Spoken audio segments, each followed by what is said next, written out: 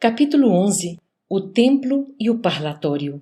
Terminada a fase culminante do caso Antônio Olímpio e interessados na continuidade de nossos estudos, Hilário e eu procuramos o instrutor Druso, que aconselhou solicitamente após ouvir-nos. Compreendo que a mansão em si já lhes terá fornecido elementos básicos a graves conclusões em torno da lei de causa e efeito. Aqui, na maioria dos problemas, quase sempre encontramos os frutos concretos da ação. Junto de nós, é possível verificar de perto a colheita do sofrimento em todas as suas fases difíceis e dolorosas. E, sorrindo, acentuou: a região infernal permanece superlotada de contas maduras. Aqui, a sovinice suporta o azinhavre de atrozes padecimentos. O crime defronta com todas as espécies de angústia no remorso tardio. E a delinquência responsável é surpreendida pelas trevas que lhe agravam as amarguras, porque as coletividades dos lavradores culpados pela plantação de tantos espinheiros não dispõem de coragem para recolher o fruto envenenado da sementeira a que se afeiçoam. Desorientados e dementes, revoltam-se contra as flagelações que geraram e caem nas profundezas da rebelião e do desespero. Segundo é fácil de observar, em derredor da nossa casa de reajuste e socorro, tudo, em quase todas as circunstâncias, é sombra e conflito uniformes, assim como o vasto campo incendiado por criaturas imprevidentes a tolerarem compulsoriamente o fogo e o fumo com que lesaram a gleba das próprias vidas. Druso calou-se, caminhou na direção de larga janela que se abria para os nevoeiros exteriores, mirou, compadecido, a triste paisagem que os nossos olhos conseguiam descortinar e, em seguida, voltou para perto de nós, asseverando: ainda assim, será bom prolonguem o trabalho em que se empenham, anotando os princípios de compensação em mais amplos setores. Nesse sentido, consideramos de suma importância as realizações em andamento na esfera carnal como fatores determinantes de céu ou de inferno nas pessoas que os procuram, razão por que auguramos aos dois o melhor aproveitamento nas atividades que venham a empreender na zona de relações entre nossa casa e o homem comum não distante. Precisamos reconhecer que todos criamos o destino ou renovamo-lo todos os dias. E aqui, o exame de semelhante lição é mais vagaroso, porquanto o nosso instituto mais se nos afigura numa estação de chegada, em que a culpa se movimenta com lentidão. Entre os espíritos encarnados, porém, mais facilmente se nos revela o mecanismo da lei, através da qual vive a alma nas suas próprias edificações. No vaso da carne, a planta da existência se desenvolve, floresce e frutifica. A morte fisiológica realiza a grande ceifa. Em nosso mundo, temos, desse modo, a seleção natural dos frutos. Os raros que se mostram aprimorados são conduzidos à lavoura da luz divina nos planos celestiais para mais ampla ascensão ao grande futuro. Todavia, a massa esmagadora dos que chegam deteriorados ou imperfeitos estaciona nos celeiros de sombra das regiões inferiores em que nos achamos, à espera de novo plantio nas leiras do mundo. É que cada criatura transpõe os umbrais do túmulo com as imagens que em si mesma plasmou, utilizando os recursos do sentimento, da ideia e da ação que a vida lhe empresta, irradiando as forças que acumulou no espaço e no tempo terrestres. Cremos, pois, seja oportuna a observação do assunto entre as almas encarnadas para que se lhes enriqueça a experiência. Aquelas ponderações, ditas em tom paterno, comoviam-me intensamente. Druso pronunciava-as com afabilidade e tristeza, não obstante sorri-se. Como sempre encantado com a sua personalidade dificilmente abordável no conjunto, silenciei, acatando-lhe as manifestações. Mas Hilário perguntou irrequieto, valendo-se da pausa que surgira: que nos sugere, porém, a fim de que atendamos aos estudos a que se reporta? O instrutor respondeu de pronto: possuímos sempre renovado material de consulta no templo e no parlatório exteriores de nosso domicílio, usualmente frequentados por irmãos do plano físico, provisoriamente desligados da habitação corpórea por influência do sono, bem como pelos companheiros desencarnados que vagueiam em torno da mansão à caça de reconforto.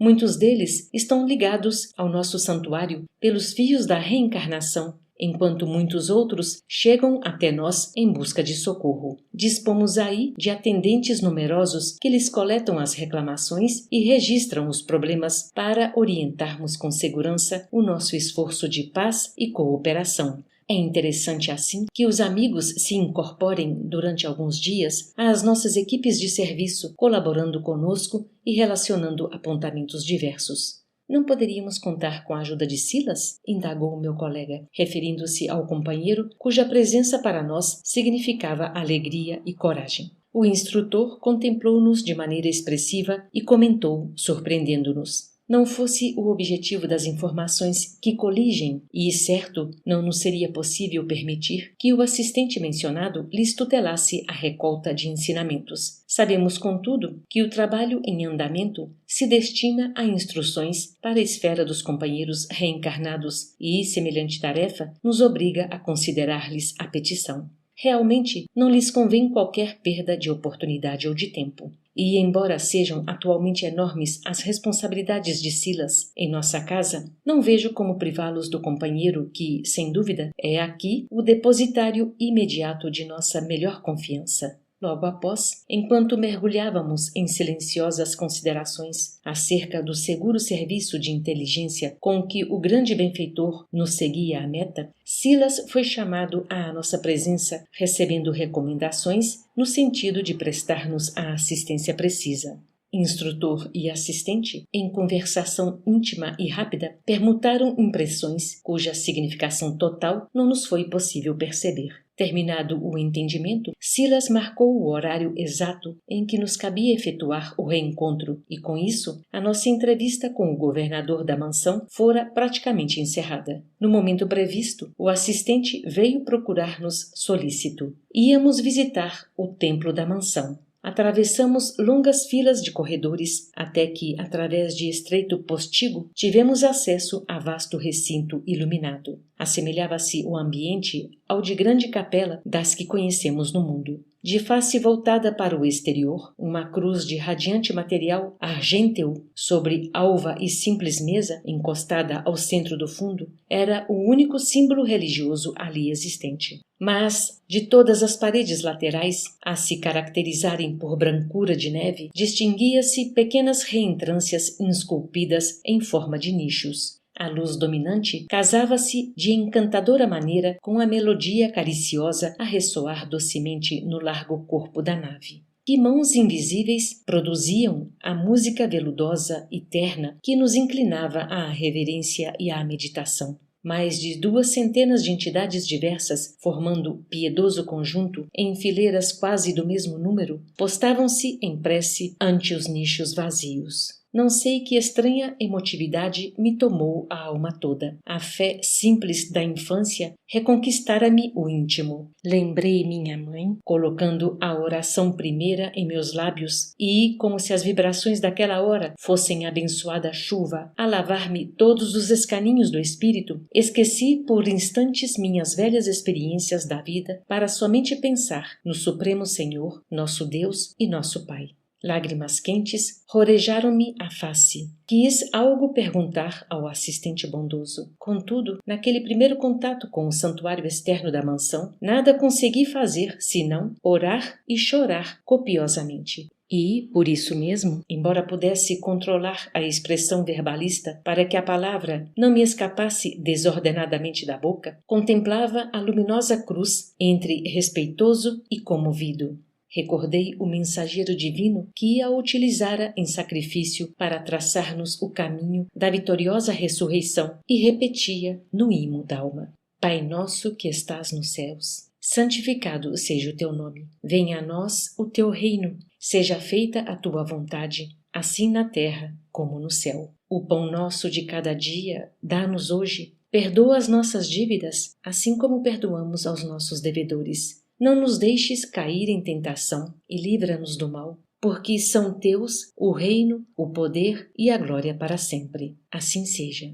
Reparei que Silas me acompanhava os menores movimentos interiores, porque, ao terminar a prece dominical, disse-me afetuoso: É verdade, André. Raros conseguem penetrar este ambiente sem se escudarem na oração. e relanceando o olhar sobre Hilário, que igualmente enxugava lágrimas espontâneas, como a incluí-lo no carinho das observações que exteriorizava, continuou: este pequeno campo de pensamento está sublimado pela compunção e pela dor de milhares. Incontáveis legiões de almas edificadas no sofrimento e na fé, por aqui hão passado em pranto de arrependimento ou de esperança, de gratidão ou de angústia. Nosso templo interno, de cujos serviços vocês já participaram, funciona qual se fora o vivo coração de nossa casa, enquanto que este santuário exterior é o símbolo das nossas mãos em prece. Apontando às criaturas que oravam em silêncio ante os altares despovoados, ousei perguntar ao irmão prestimoso: que significam no recinto a imagem da cruz e estes nichos vazios?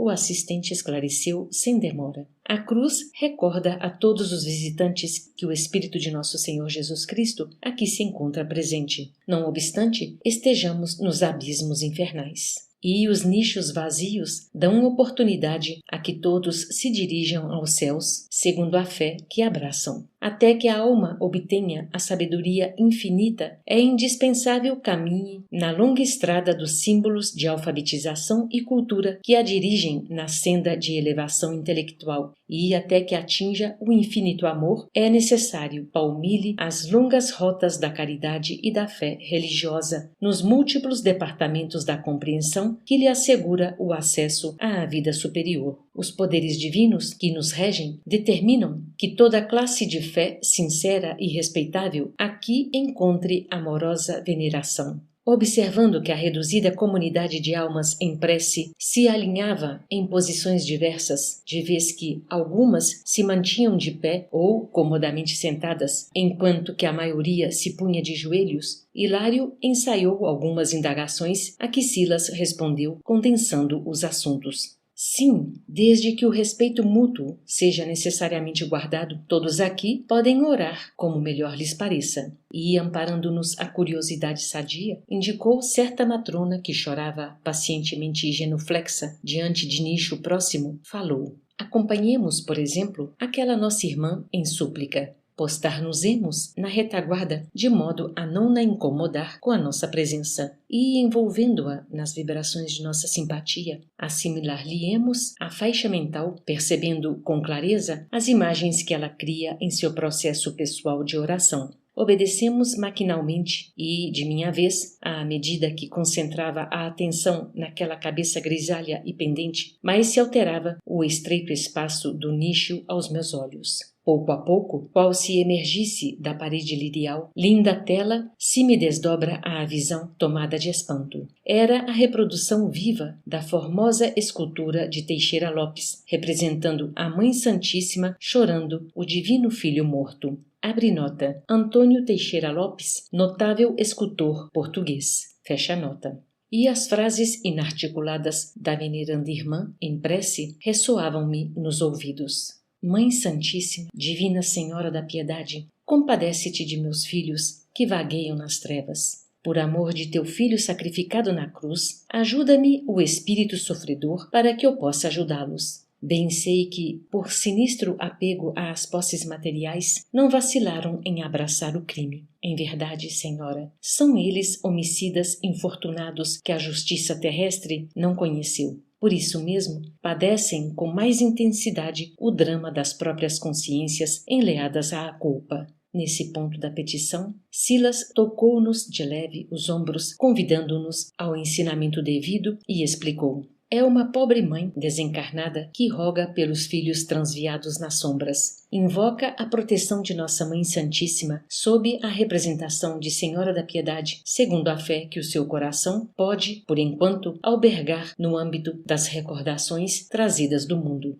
Isso quer dizer que, à imagem de nossa visão, esta observação ficou, porém, no ar, porque Silas completou presto. É uma criação dela mesma, reflexo dos próprios pensamentos com que tece a rogativa, pensamentos esses que se ajustam à matéria sensível do nicho, plasmando a imagem colorida e vibrante que lhe corresponde aos desejos. E, respondendo automaticamente às indagações que o problema nos sugeria, continuou: Isso, contudo, não significa que a prece esteja sendo respondida por ela mesma. Petições semelhantes a esta elevam-se a planos superiores e aí são acolhidas pelos emissários da Virgem de Nazaré, a fim de serem examinadas e atendidas conforme o critério da verdadeira sabedoria. Espraiando o olhar pelos circunstantes, prosseguiu esclarecendo. Encontram-se aqui devotos de vários grandes heróis do cristianismo em diversos cultos de fé. E, olhando em torno, com a sua ampla experiência, apontou outra senhora em oração, acrescentando: ali temos nobre matrona exorando a proteção de Teresinha de Lisieux, a doce monja do Carmelo, desencarnada na França. Abre nota. Santa Teresa do Menino de Jesus, na Igreja Católica, desencarnada no Carmelo de Lisieux, França, em 30 de setembro de 1897. Fecha a nota.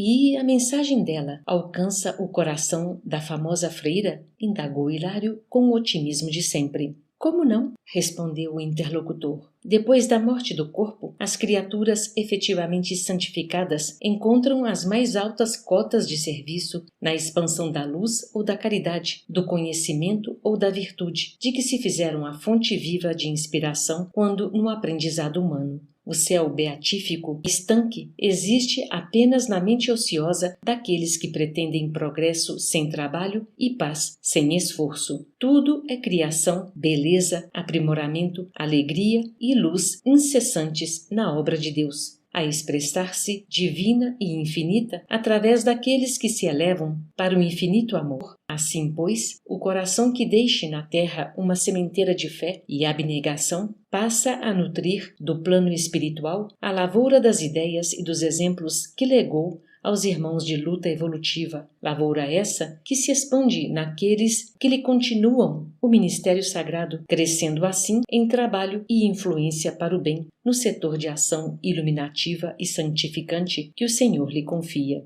Meu companheiro, que assinalava o esclarecimento com tanta atenção quanto eu mesmo, obtemperou. E na hipótese de a alma julgada santa entre os homens não ser realmente santa no plano da verdade? As preces que lhe sejam dirigidas atingem os objetivos visados, ainda mesmo quando o suposto santo permaneça em duras experiências nas regiões das sombras? Sim, Hilário, aclarou o assistente. As orações podem não encontrar de imediato o espírito a que se destinam, mas alcançam-lhe o grupo de companheiros a que deveria ajustar-se e que, amorosamente, o substituem na obra assistencial do bem em nome do Senhor, visto que, na realidade, todo amor na criação eterna é de Deus. Imaginemos, para exemplificar, que a referida monja não estivesse temporariamente em condições de prestar auxílio. Se isso acontecesse, as grandes almas, acrisoladas na disciplina da instituição em que tanto se distinguiu, se encarregariam de fazer por ela o trabalho necessário e justo, até que pudesse tomar sobre os ombros o apostolado que lhe compete. Todavia, ponderou meu colega, será de crer que o espírito das congregações religiosas ainda permaneça vivo nas esferas mais altas? O assistente sorriu e ajuntou. Não no sentido estreito do sectarismo terrestre. Quanto mais se eleva aos cimos da vida, mais se despe a alma das convenções humanas, aprendendo que a providência é luz e amor para todas as criaturas. Entretanto, até que a alma se identifique com os fatores sublimes da consciência cósmica, os círculos de estudo e fé, aperfeiçoamento e solidariedade, pelo bem que realizam, estejam onde estiverem, merecem o maior acatamento das inteligências superiores que atendem à execução dos planos divinos. Logo após, como se quisesse fixar em nosso espírito os méritos da lição, dirigiu o olhar para certa senhora que se mantinha em prece, não distante de nós, e, depois de ligeira observação, conduziu-nos até ela, recomendando-nos atenção. Procuramos assimilar-lhe a faixa mental e, estabelecida a sintonia, surpreendemos no nicho a imagem viva e simpática do nosso abnegado doutor Bezerra de Menezes, ao mesmo tempo que ouvíamos a súplica de nossa companheira desolada. Doutor Bezerra, por amor de Deus, não abandones meu pobre Ricardo nas trevas da desesperação. Meu esposo infeliz atravessa rudes provas. Generoso amigo, socorre-nos. Não permitas que ele desça ao abismo do suicídio. Dá-lhe coragem e paciência, sustenta-lhe o bom ânimo. As dificuldades e as lágrimas que o afligem no mundo caem sobre minha alma como chuva de fel. Silas interrompeu-nos a reflexão, acentuando: segundo reconhecemos, o santuário serve à oração digna, sem cultos especiais. Ali, alguém recorre ao amparo da monja de Lisieux. Aqui, um coração infortunado pede socorro ao notável companheiro dos espíritas no Brasil. Abre nota. Dr. Adolfo Bezerra de Menezes, apóstolo do Espiritismo Cristão no Brasil, desencarnado no Rio de Janeiro em 11 de abril de 1900. Fecha nota. Antes de desviar a minha atenção, fitei o semblante do grande médico, segundo as recordações da irmã que orava confiante, anotando o primor da fotografia mental que ela exteriorizava. Víamos ali o retrato do Dr. Bezerra, qual o conhecemos sereno, simples, bondoso, paternal. Precedendo-nos às interrogações costumeiras, o assistente informou: com mais de 50 anos consecutivos de serviço à causa espírita, depois de desencarnado, Bezerra de Menezes fez jus à formação de extensa equipe de colaboradores que lhe servem à bandeira de caridade. Centenas de espíritos estudiosos e benevolentes obedecem-lhe às diretrizes na lavoura do bem, na qual opera ele em nome do Cristo. Desse modo, alegou Hilário, é fácil compreendê-lo agindo em tantos lugares ao mesmo tempo. Perfeitamente, concordou Silas. Como acontece na radiofonia, em que uma estação emissora está para os postos de recepção, assim, qual uma só cabeça pensante para milhões de braços, um grande missionário da luz, em ação no bem, pode refletir-se em dezenas ou centenas de companheiros que lhe acatam a orientação no trabalho ajustado aos desígnios do Senhor. Bezerra de Menezes, invocado carinhosamente em tantas instituições e lares espíritas, ajuda em todos eles, pessoalmente ou por intermédio das entidades que o representam com extrema fidelidade. Para isso, aduziu meu colega, terá o seu próprio campo de atividade, assim como um chefe de serviço humano possui a sede administrativa, da qual distribui com os comandados o pensamento diretor da organização. Como não? Falou-nos o assistente. O senhor, que tem meios de instalar condignamente qualquer dirigente de trabalho humano, ainda mesmo nas ínfimas experiências da vida social no planeta, não relegaria à intempérie os missionários da luz no plano espiritual.